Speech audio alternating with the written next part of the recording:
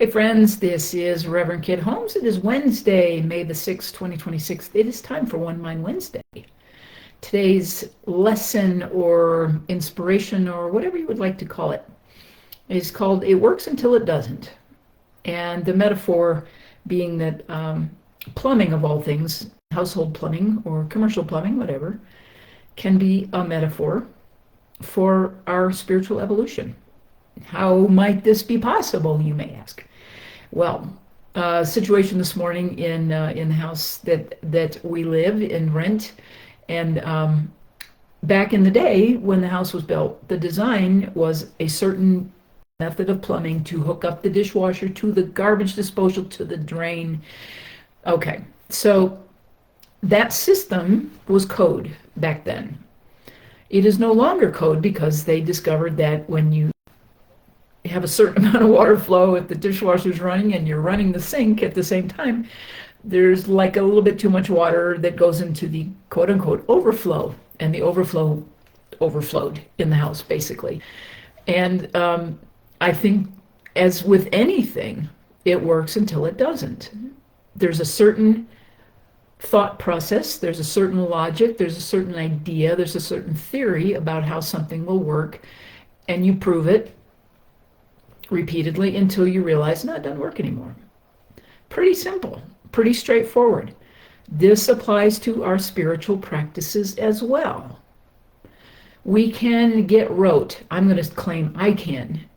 Whether it's a meditation practice, a journaling practice, affirmations, vision boards, vision statements, visioning, prayer, whatever, that we can get a little bored. And we become less effective in how we approach our conscious connection with the source, with the divine, whatever name you give that entity, that higher power. And so it's okay to change it up. It's okay to say it's not working anymore.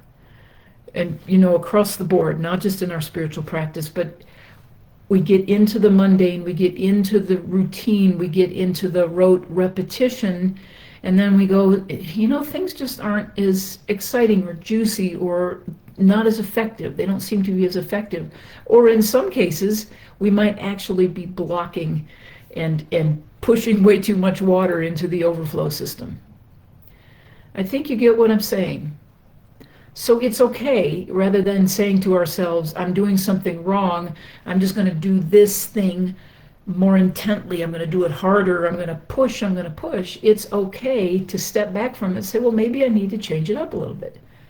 Maybe the design that worked for me in my spiritual practice initially was very effective, and it's not so much anymore. Well, that's part of our spiritual evolution. We're designed to move on and expand and explore and continue to be curious and really pay attention when things aren't working. And rather than saying we're not doing it right, to say, well, maybe we're just one thought away from a breakthrough or another enlightenment or a better idea or something that really excites us and really once again becomes effective for us. So consider that.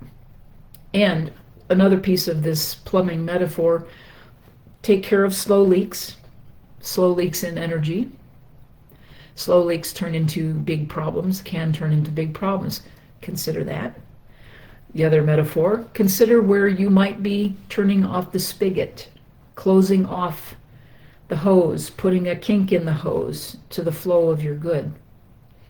Those are just a couple things to think about. I could have done a whole series this whole month just on plumbing, right? All right. This is Reverend Kit for One Mind Wednesday. Thank you for subscribing. Thank you for following me. Thank you for going to the Substack and subscribing. Thank you for going to my webpage and subscribing. For the e-newsletter, thank you for going to the YouTube channel. All of those addresses are in the description of this post. So thanks for joining me today. I will see you again next Wednesday. Remember that we are all a part of the one mind, which means we are indeed all in this together. So kindness matters and love is the only answer. Love to a good plumber that we had in the house this morning. Got it taken care of quickly, beautifully, efficiently, and he was a great guy. So Take care. I love you all dearly. I'll see you next week. Bye.